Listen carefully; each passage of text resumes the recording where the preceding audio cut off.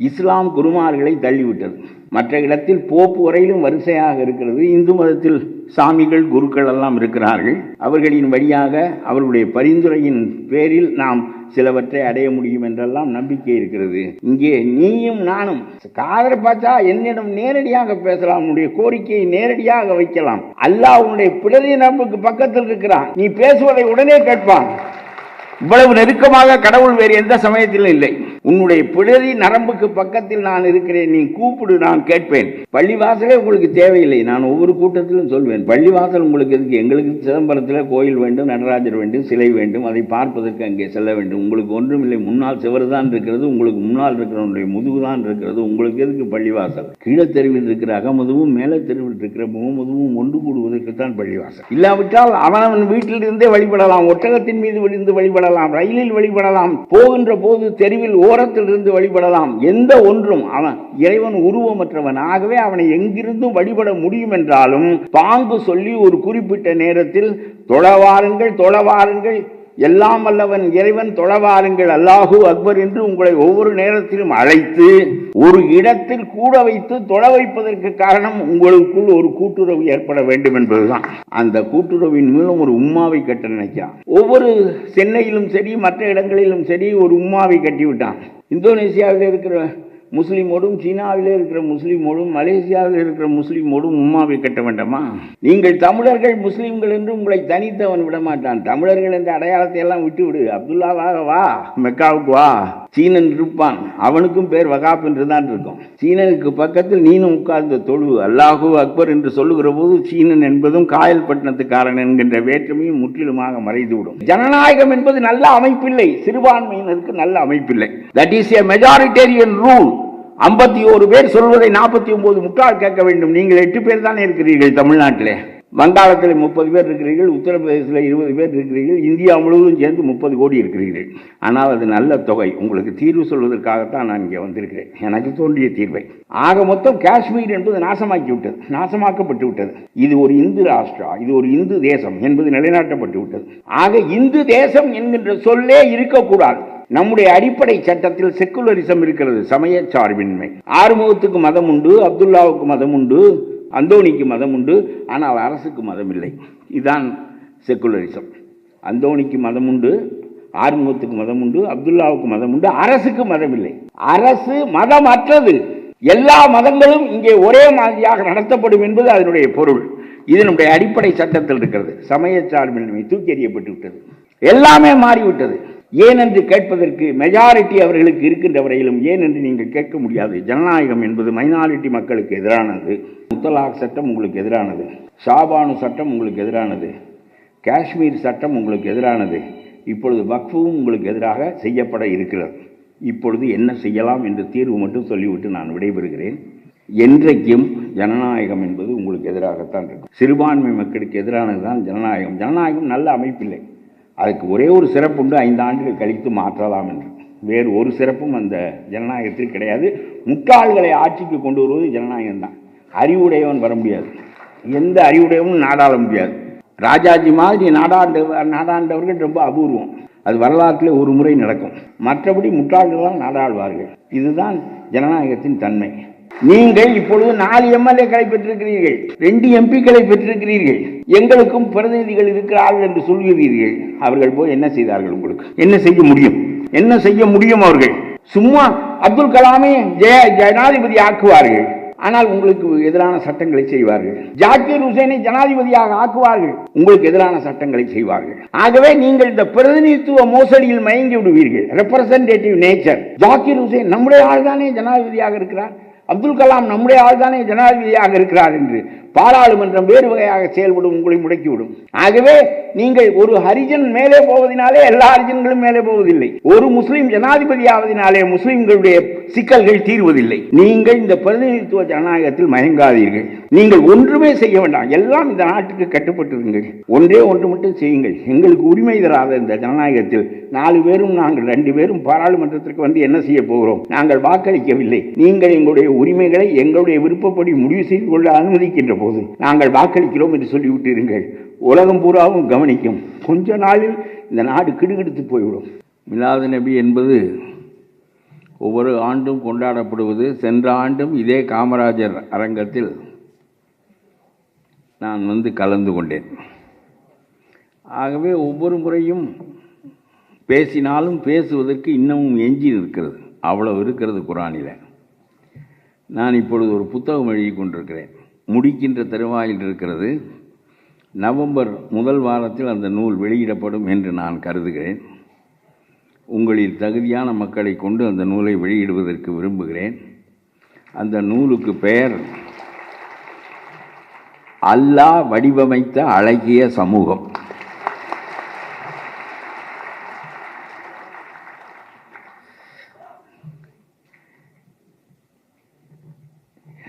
எல்லா சமூகங்களுக்கும் மத குருமார்கள் இருக்கிறார்கள்.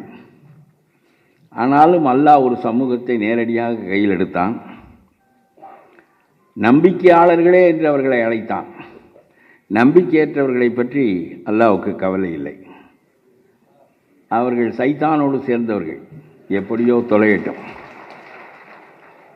ஒவ்வொரு முறையும் குர்ஆனிலே நம்பிக்கையாளர்களே நம்பிக்கையாளர்களே நம்பிக்கையாளர்களே என்று அழைத்து அழைத்து தான் அல்லாஹ் பேசுவான்.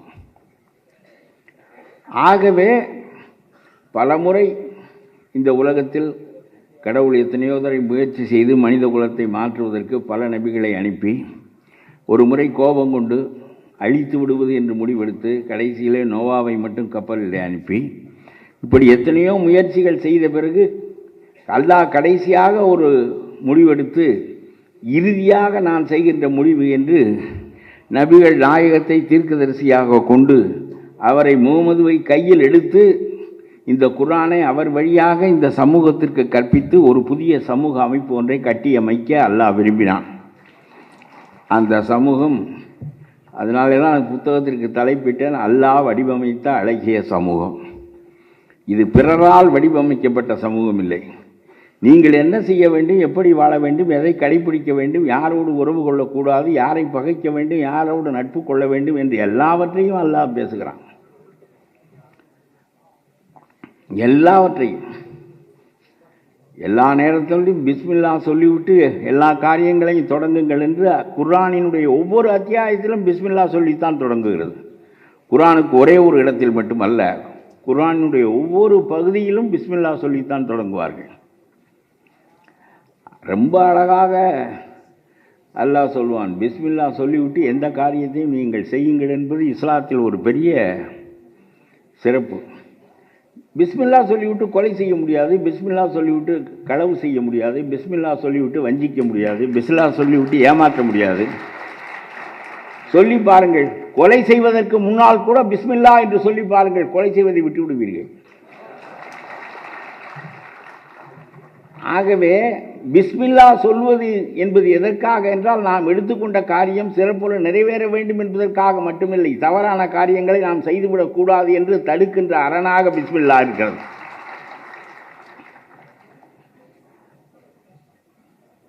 மனைவியோடு கொஞ்சுகின்ற நேரத்தில், உறவு கொள்ளுகின்ற நேரத்தில் கூட பிஸ்மில்லா சொல்லிவிட்டு உறவு கொள்ளுங்கள் என்று அல்லாஹ் சொல்லுகிறான்.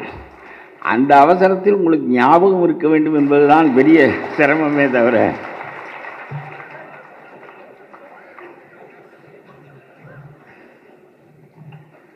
அப்படி ஞாபகம் இருந்து சொல்ல முடியுமானால் பிறக்கின்ற பிள்ளையின் மீது சைத்தானினுடைய நிழல் படாது என்று சொல்லுகிறான். ஆகவே எல்லாவற்றையும் இன்ஷா அல்லாஹ் என்பது உங்களுடைய மிக எந்த ஒன்றிலும் என்னுடைய காரியம் ஒன்றுமில்லை, என்னுடைய திறமை ஒன்றுமில்லை, என்னுடைய ஆற்றல் ஒன்றுமில்லை, இறைவன் விருப்பப்படி எல்லாமே நடக்கட்டும், நான் ஏற்றுக்கொள்ளுகிறேன் என்று சொல்லுகின்ற ஒரு பாங்கு இஸ்லாத்தில் இருக்கிறது. அதனாலே மனிதன் நான் என்கின்ற முனைப்பு அடங்கப்படுவதற்கு இன்ஷா அல்லாஹ் என்கின்ற கோட்பாடு மிகப்பெரிய காரணமாக இருக்கிறது. நான் செய்தேன், நான் அப்படி, நான் இப்படி என்றெல்லாம் இல்லை. அல்லாஹ் விரும்பினால் நடந்தது, அல்லாஹ் விரும்பினால் நடக்கட்டும் என்று சொல்லுகின்ற போது தன்னை விலக்கி கொண்டு மடக்கி கொண்டு அல்லாஹ்வை முன்னிறுத்துகின்ற, எல்லாவற்றிலும் அல்லாஹ்வை முன்னிறுத்துகின்ற ஒரு சமயம் அது. ஆகவே அவர்களுடைய கலீஃபாக்களுக்கே அவர்கள் சொல்லுகிறார்கள், இந்த பூமி அல்லாஹ்வுக்குரியது, இதனுடைய பிரதிநிதியாக கணக்கப்பிள்ளையாக இருந்து நீ ஆட்சி செய், உனக்கு எந்த பொறுப்பும் இல்லை, உனக்கு எந்த அதிகாரமும் இல்லை, உனக்கு இதில் எந்த வசதியும் ஆரவாரமும் இல்லை, எதுவும் இல்லை.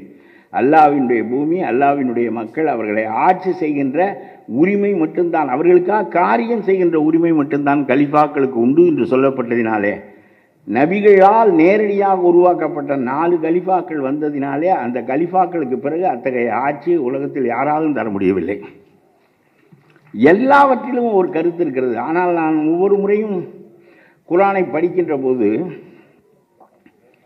என்ன விகிதத்திலே இது பிற சமயங்களோடு வேறுபடுகிறது, வேல்யூஸ் என்று சொல்வார்கள், நெறிமுறைகள், அது எல்லா சமயங்களும் பொய் சொல்லாதே என்று தான் சொல்லுகிறது, கற்பழிக்காதே, களவாடாதே என்று தான் சொல்லுகிறது.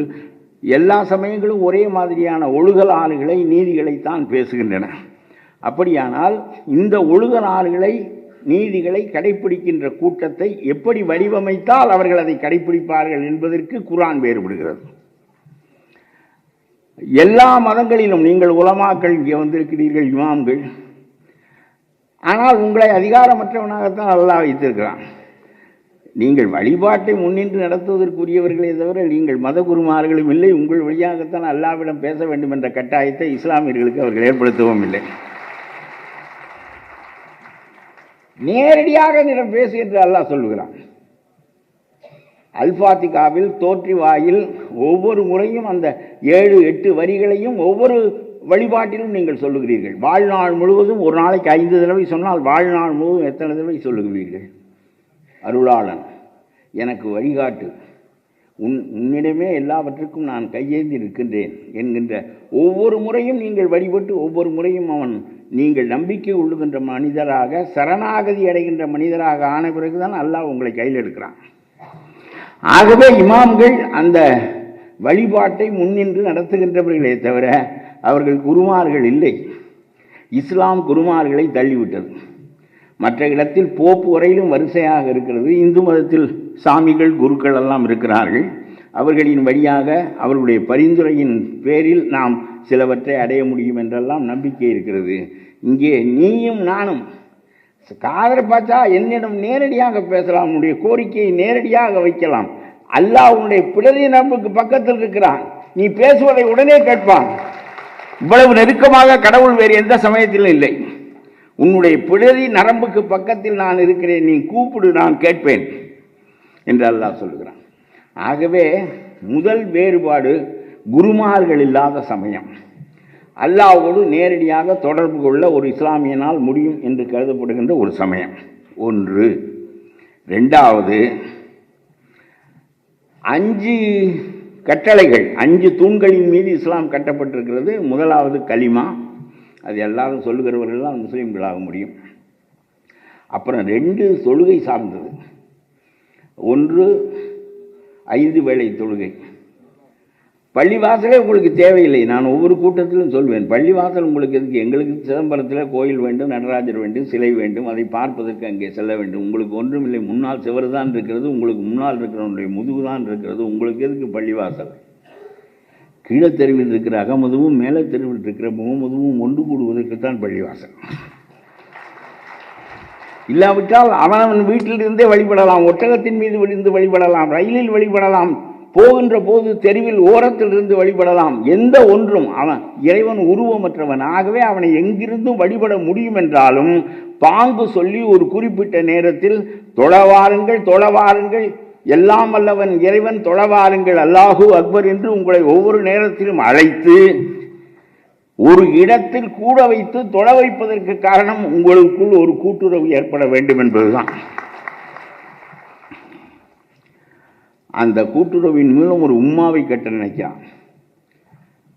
ஒவ்வொரு சென்னையிலும் சரி, மற்ற இடங்களிலும் சரி, ஒரு உம்மாவை கட்டிவிட்டான். இந்தோனேசியாவில் இருக்கிற முஸ்லீமோடும், சீனாவிலே இருக்கிற முஸ்லீமோடும், மலேசியாவில் இருக்கிற முஸ்லீமோடும் உம்மாவை கட்ட வேண்டாமா?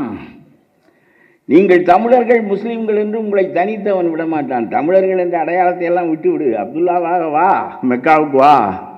சீனன் இருப்பான், அவனுக்கும் பேர் வகாப் என்று தான் இருக்கும்.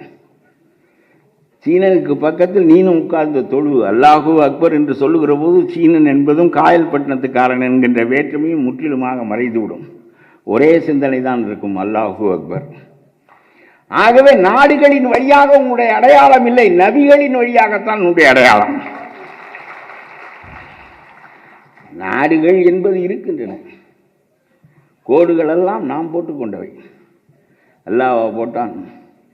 ஆகவே ஒரே நாகரிகத்தை, ஒரே கொள்கையை, ஒரே கலாச்சாரத்தை, ஒரே பண்பாட்டை கடைபிடிக்கின்ற கூட்டம் ஒரே கூட்டம். அது உலகம் முழுவதும் உள்ள ஒரே கூட்டம்.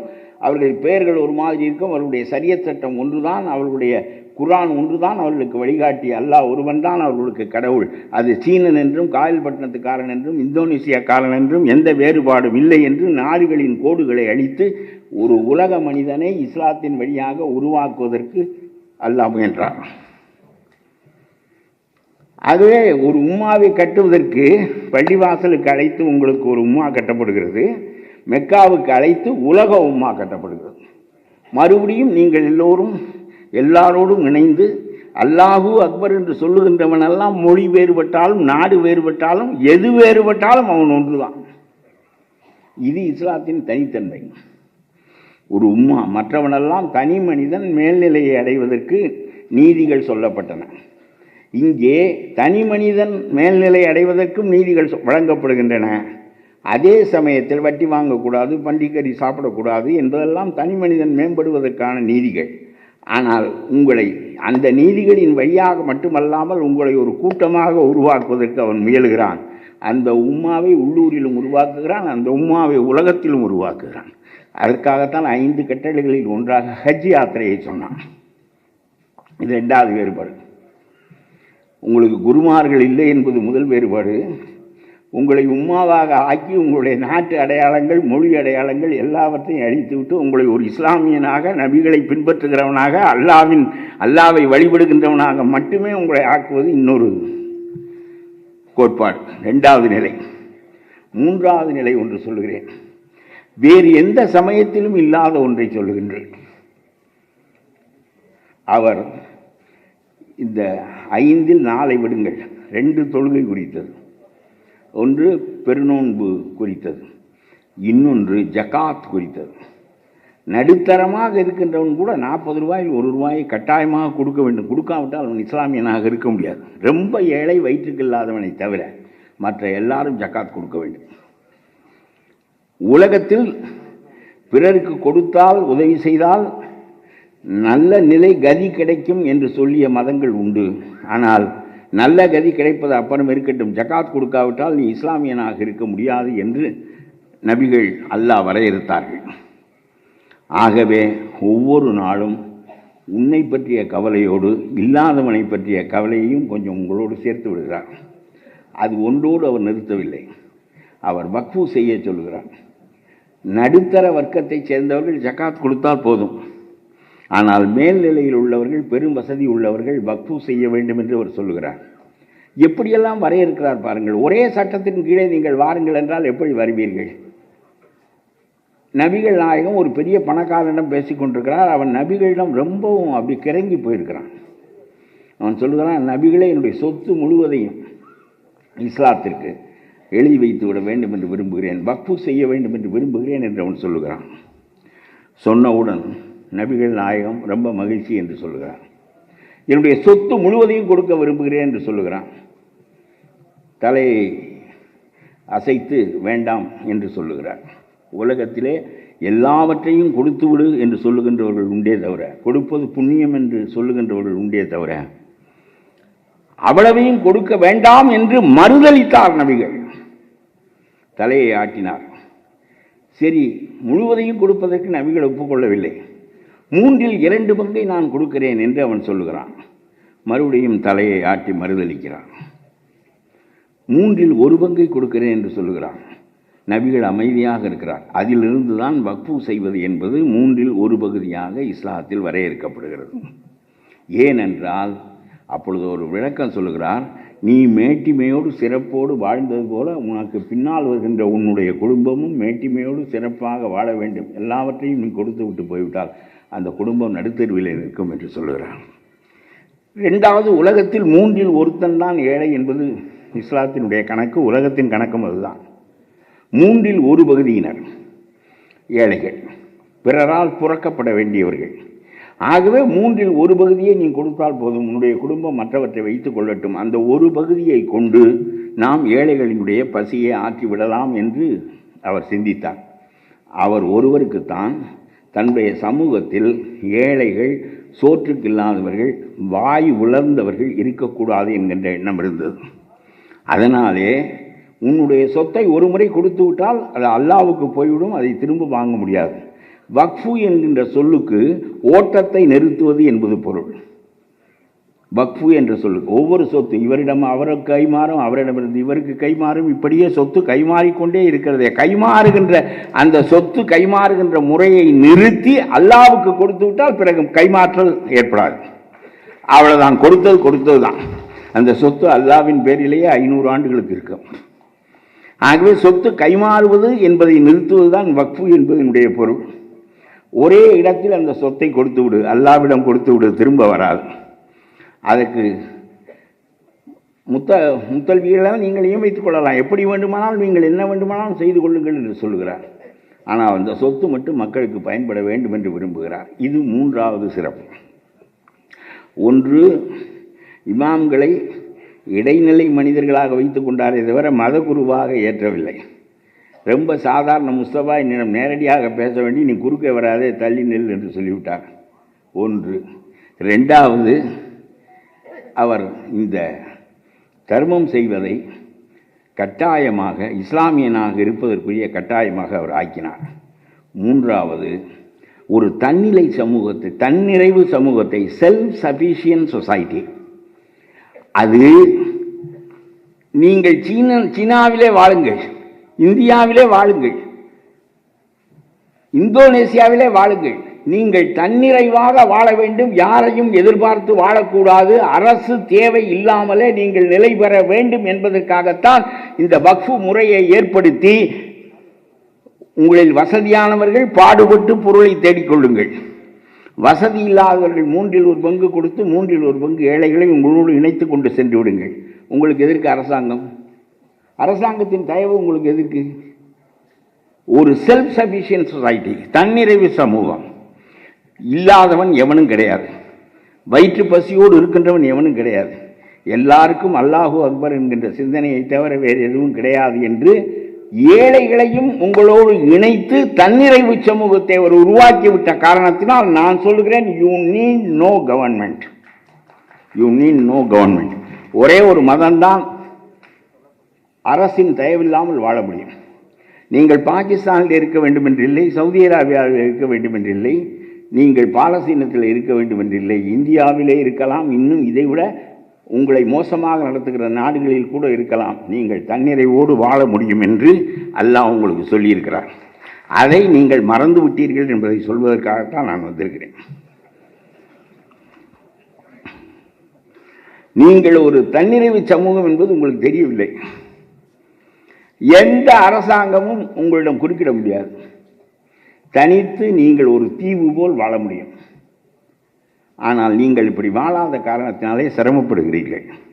எப்படி வாழ்ந்தால் அந்த நிலையை நீங்கள் அடையலாம் என்று சொல்வதுதான் என்னுடைய பேச்சின் நோக்கம்.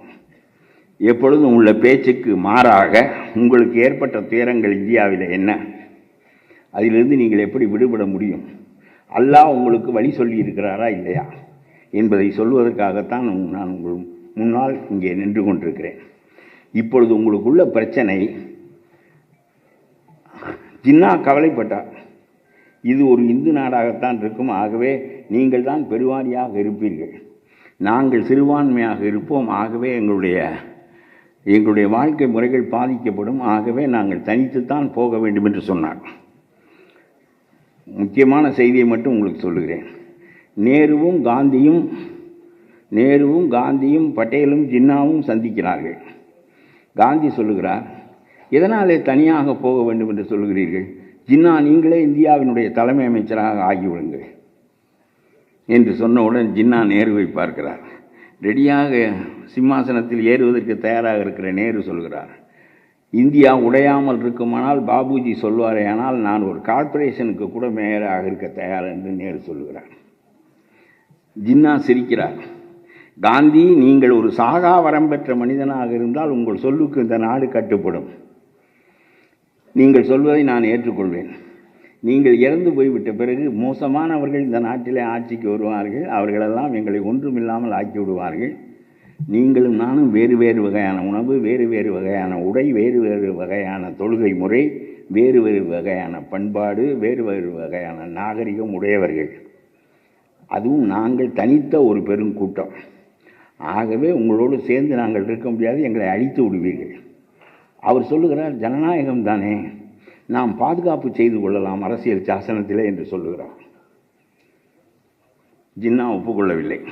ஜின்னா சொல்லுகிறார், நீங்கள் கூர்ந்து கவனிக்க வேண்டும், உங்களுக்காக பேசுவதற்காகத்தான் நான் வந்திருக்கிறேன். ஜின்னா சொல்லுகிறார், அதெல்லாம் செய்ய முடியாது, எல்லாமே காணாமல் போய்விடும். நீதிமன்றம் பொதுவானது தானே, அரசுக்கு கட்டுப்பட்டதில்லையே, அது உங்களுக்கு நீதி வழங்காதா என்று கேட்கிறார். அப்பொழுது ஜின்னா சொல்லுகிறார், உச்ச நீதிபதி என்ற நீதிபதிகளும் கூட அவர்கள் எப்பொழுதும் ஆட்சியாளர்களை நோக்கித்தான் முகத்தை திருப்பிக் கொண்டிருப்பார்கள்.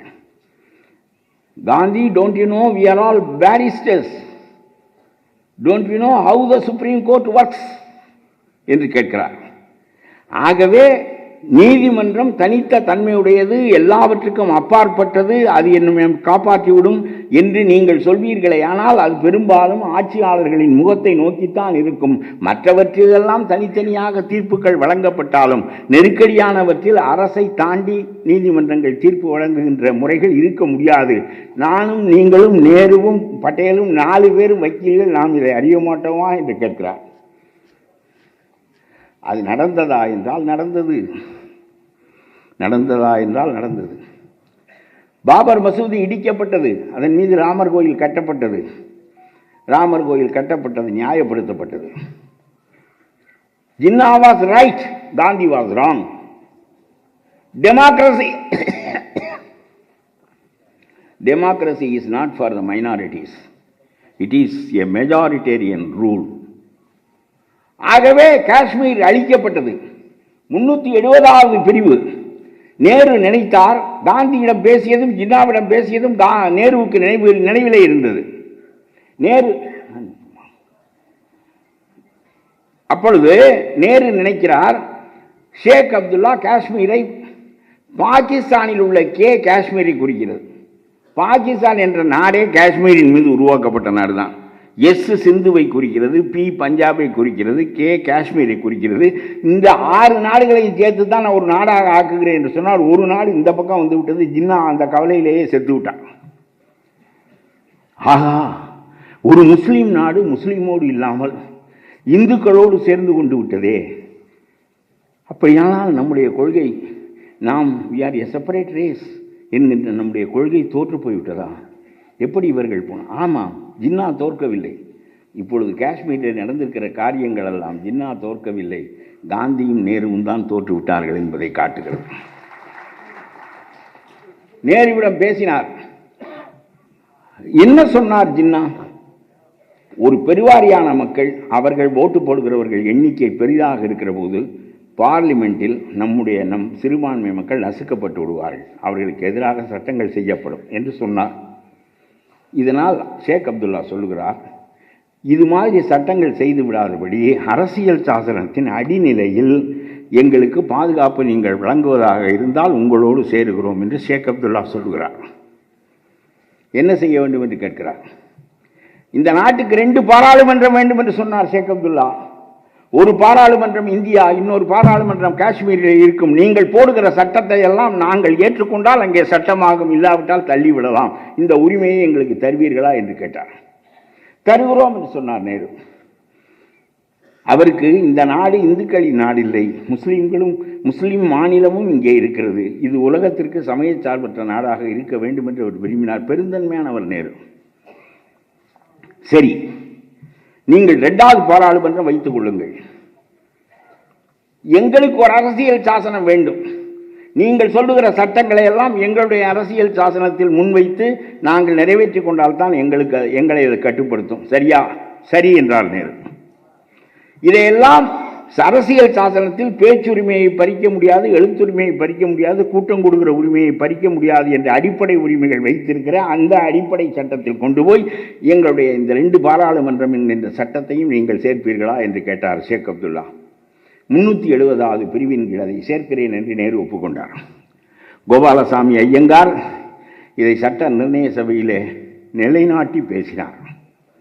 ஆக காஷ்மீர் இப்பொழுது இன்னொரு அரசியல் சாசனம் பெற்ற, தான் ஒப்புக்கொண்டால் மட்டும் இந்திய சட்டங்களை ஏற்றுக்கொள்கின்ற ஒரு நாடாகிவிட்டது.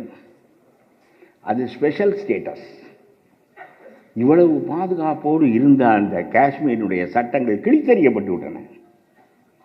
370வது பிரிவு கிழித்தறியப்பட்டது. ஒரு நாள் ராணுவம் போய் நின்றது. உமர் அப்துல்லாக்களும் ஷேக் அப்துல்லாக்களும் வெளியேற்றப்பட்டார்கள். ஏராளமான துப்பாக்கி சூடுகள், ஏராளமான கொலைகள், மக்கள் ஒடுக்கப்பட்டார்கள்.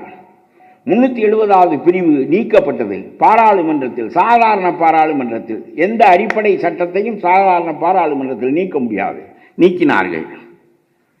நீக்கிய பிறகு உடனே அது நீதிமன்றத்திற்கு சென்றிருக்க வேண்டும். அமெரிக்காவாக இருந்திருந்தால், அரசியல் சாசனத்தின் அடித்தளத்தில் கை வைத்திருந்தால் எல்லா வழக்குகளையும் நிறுத்திவிட்டு 3 மாதத்திற்கு இதே வழக்கை எடுத்து இதையே பேசி அது சரியில்லை என்று முடிவு சொல்லிவிடும் அமெரிக்க நீதிமன்றம். ஆனால் இந்தியாவிலே உச்ச நீதிமன்றம் இதை ஓராண்டு எடுக்கவில்லை, 2 ஆண்டு எடுக்கவில்லை, 3 ஆண்டு எடுக்கவில்லை, 4 ஆண்டு எடுத்தது. அதற்குள் இராணுவம் காஷ்மீரை சுட்டு புதைகுழியாக்கி அந்த மக்களை மரணக்கூலியில் அழித்து விட்டது. காஷ்மீர் மக்களில் பாதி பேர் செத்து போய்விட்டார்கள். அவர்களெல்லாம் நீங்கள் சொல்லுகிற கபர்ஸ்தான், காஷ்மீரே கபர்ஸ்தான் ஆனது. சுப்ரீம் கோர்ட் 4 ஆண்டுகள் எடுத்து அந்த சட்டத்தை எடுத்து ஒரு வரி சொன்னது, it is a temporary one. எந்த சட்டம் அடிப்படை சட்டத்தில் சேர்க்கப்பட்டதோ, 370 சேர்க்கப்பட்டதோ, எந்த சட்டத்தை இந்தியா உள்ளளவு மாற்ற முடியாது என்று சொல்லிக் கொண்டோமோ அந்த சட்டம் டெம்பரரி ஒன், தற்காலிகமான ஒன்று என்று உச்ச நீதிமன்றம் தீர்ப்பு சொன்னது. அன்றைக்கு இருந்த சூழ்நிலையில், அன்றைக்கு இருந்த கலவர நிலையில், பாகிஸ்தான் படையெடுத்து வந்த ஒரு நிலையில், ஆகவே மக்கள் கலவரப்பட்டிருந்த போது இந்த உறுதியை கொடுக்க வேண்டிய கட்டாயம் ஏற்பட்டது. நீ மிரட்டினா, ஆகவே நான் சத்தியம் செய்தேன், அது பொய் சத்தியம்தான் என்று சொல்வது போன்றது. எவ்வளவு மோசம்! இந்தியாவிலேயே ஒரு அரசியல் சட்டத்தின் கீழே தரப்பட்ட உரிமை பறித்தறியப்பட்டது, முடிந்தது. இப்பொழுது நம்முடைய ஷேக் அப்துல்லா, காஷ்மீர் சிங்கத்தினுடைய பேரன், ஒரு முனிசிபாலிட்டியை போன்ற ஒரு சாதாரணமான நாட்டின் அமைப்புக்கு முதலமைச்சராகி இருக்கிறார். வெட்கக்கேடு. அது ஒரு மாநிலம் கூட இல்லை, அது ஒரு மாநிலம் கூட இல்லை. 370வது பிரிவு, சிறப்பு பிரிவு திரும்ப தரப்படவில்லை. நான் சொல்லுகிறேன், எவன் வேண்டுமானால் ஆள்ட்டும் இந்த முனிசிபாலிட்டியை. காஷ்மீர் என்ன நம்மை போல ஒரு மாநிலமா? அது புதுச்சேரியை போல ஒரு யூனியன் டெரிட்டரி. இந்த யூனியன் டெரிட்டரியை ஆள்வதற்கு ஷேக் அப்துல்லா பேரன் போய் முன்னால் இருக்கிறார். முனிசிபாலிட்டி சேர்மன் பதவியை கூட நீங்கள் விடமாட்டீர்கள். என்ன செய்திருக்க வேண்டும்? 370வது பிரிவு திரும்புகின்ற வரையிலும் எங்களுக்கு அரசியல் தேவையில்லை என்று அந்த குடும்பம் சொல்லியிருக்க வேண்டும். சொல்லவில்லையே. இராணுவத்தை கொண்டு அடக்கி ஒடுக்கி முடித்து விட்டார்களே. ஆக எதற்காக நான் இதை சொல்லுகிறேன் என்றால், ஜின்னா சொன்னாரே, நாங்கள் பிரிந்து போவது ஒன்றுதான் சரியாக இருக்கும், நீங்கள் நினைப்பது போல் இல்லை. ஜனநாயகம் என்பது நல்ல அமைப்பில்லை, சிறுபான்மையினருக்கு நல்ல அமைப்பில்லை. That is a majoritarian rule. 51 பேர் சொல்வதை 49 முட்டாள் கேட்க வேண்டும். நீங்கள் 8 பேர் தானே இருக்கிறீர்கள் தமிழ்நாட்டிலே. வங்காளத்தில் 30 பேர் இருக்கிறீர்கள், உத்தரப்பிரதேசத்தில் 20 பேர் இருக்கிறீர்கள், இந்தியா முழுவதும் சேர்ந்து 30 கோடி இருக்கிறீர்கள். ஆனால் அது நல்ல தொகை. உங்களுக்கு தீர்வு சொல்வதற்காகத்தான் நான் இங்கே வந்திருக்கிறேன், எனக்கு தோன்றிய தீர்வை. ஆக மொத்தம் காஷ்மீர் என்பது நாசமாக்கப்பட்டு விட்டது. இது ஒரு இந்து ராஷ்டிரா, இது ஒரு இந்து தேசம் என்பது நிலைநாட்டப்பட்டு விட்டது. ஆக இந்து தேசம் என்கின்ற சொல்லே இருக்கக்கூடாது. நம்முடைய அடிப்படை சட்டத்தில் செக்குலரிசம் இருக்கிறது, சமய சார்பின்மை. ஆறுமுகத்துக்கு மதம் உண்டு, அப்துல்லாவுக்கு மதம் உண்டு, நம்முடைய அப்துல்லாவுக்கு மதம் உண்டு, நம்முடைய ஜீசஸுக்கு அல்லது இவனுக்கு அந்தோணிக்கு மதம் உண்டு, ஆனால் அரசுக்கு மதம் இல்லை. இதுதான் செக்குலரிசம். அந்தோணிக்கு மதம் உண்டு, ஆறுமுகத்துக்கு மதம் உண்டு, அப்துல்லாவுக்கு மதம் உண்டு, அரசுக்கு மதம் இல்லை. அரசு மதம் அற்றது. எல்லா மதங்களும் இங்கே ஒரே மாதிரியாக நடத்தப்படும் என்பது அதனுடைய பொருள். இது நம்முடைய அடிப்படை சட்டத்தில் இருக்கிறது. சமய சார்பின்மை தூக்கி எறியப்பட்டு விட்டது, எல்லாமே மாறிவிட்டது. ஏன் என்று கேட்பதற்கு மெஜாரிட்டி அவர்களுக்கு இருக்கின்ற வரையிலும் ஏன் என்று நீங்கள் கேட்க முடியாது. ஜனநாயகம் என்பது மைனாரிட்டி மக்களுக்கு எதிரானது. இதைத்தான் ஜின்னா சொன்னார். கோர்ட்டுகளெல்லாம் ஆள்பவனை நோக்கி திருப்பிக் கொள்ளும், இராணுவம் அவன் கையிலே இருக்கும், எல்லாமே இருக்கும். ஆகவே சிறுபான்மை மக்களுக்கு பாதுகாப்பு உங்கள் நாட்டில் இருக்க முடியாது என்று சொன்னார். Jinnah was right, Nehru was wrong. Nehru ஒரு முயற்சி செய்து பார்த்தார், பெருந்தன்மையான மனிதர்.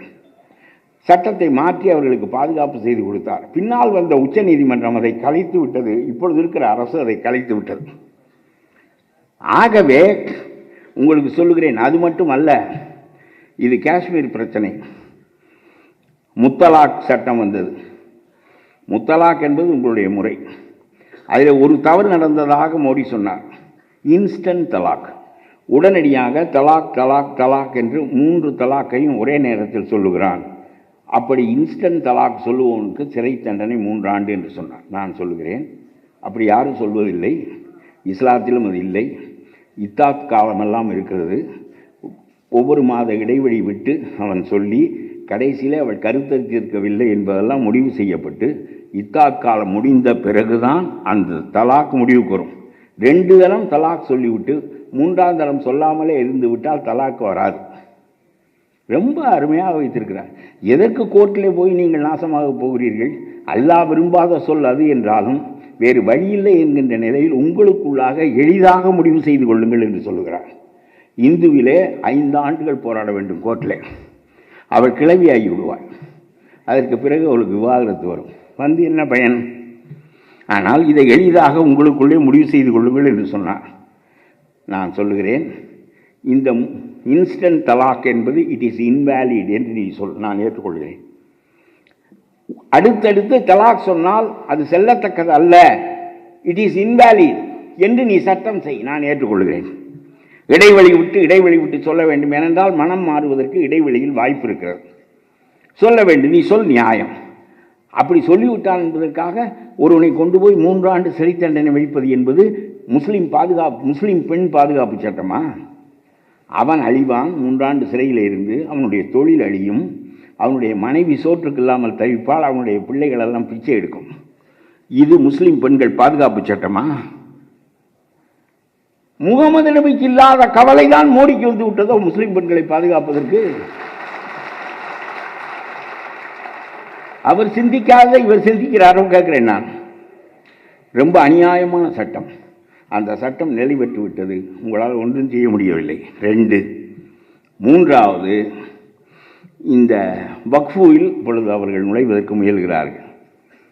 2 இந்துக்களை அதிலே உறுப்பினராக போட வேண்டும் என்று சொல்கிறார்கள்.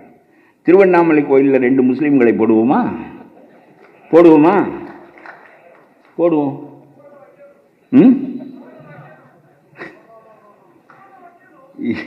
ஆகவே போட வைக்கணுங்கிறார் ஒருத்தர்.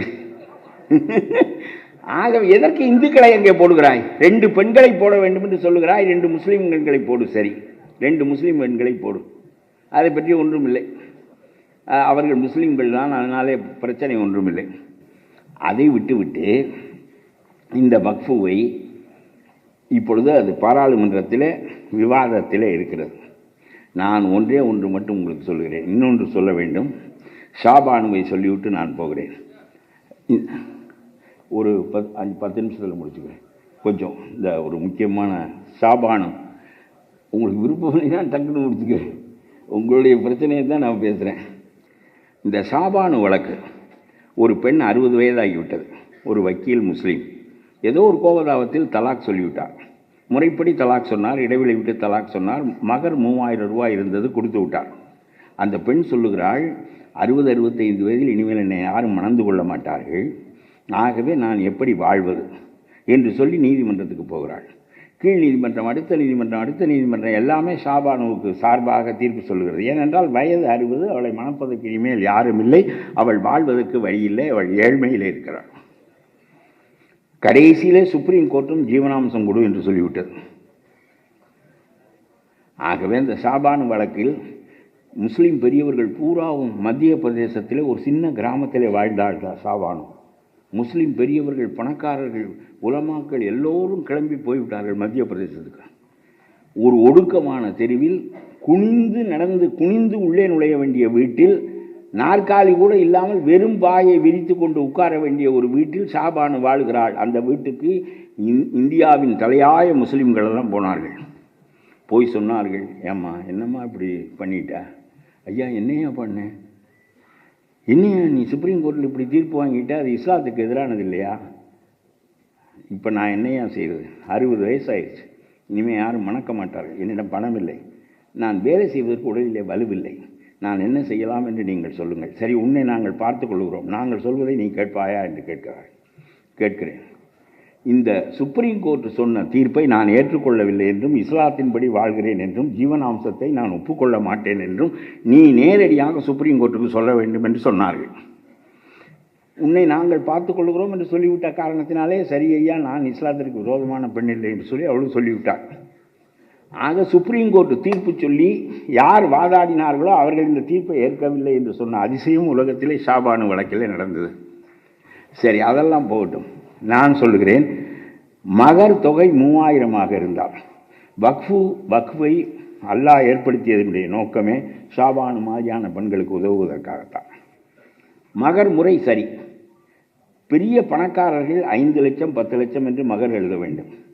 நடுத்தரமானவர்கள், கசாப்பு கடை வைத்திருக்கிறவன் 3000 ரூபாய் தான் மகர் சொல்ல முடியும்.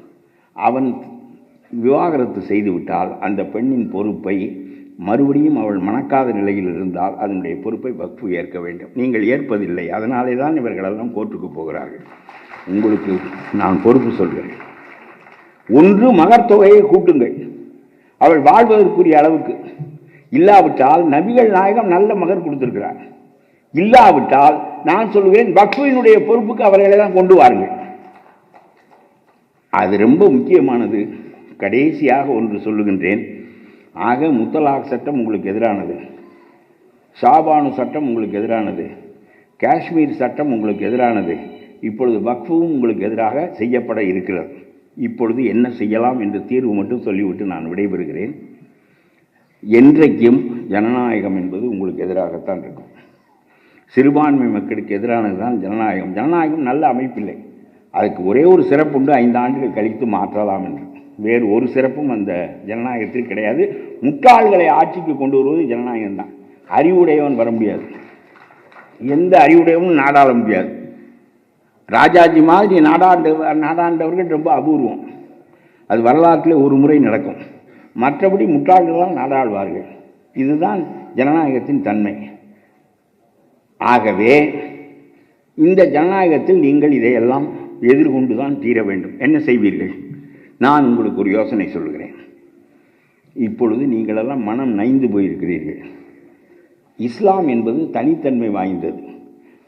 சீனாவிலே இருக்கிற முஸ்லீமும் நம்முடைய நாகூரில் இருக்கிற முஸ்லீமும் ஒரே மாதிரியான பழக்க வழக்கத்தை கைக்கொள்ள வேண்டும், ஒரே மாதிரியான சட்டங்களை கடைபிடிக்க வேண்டும் என்று இஸ்லாம் சொல்லுகிறது.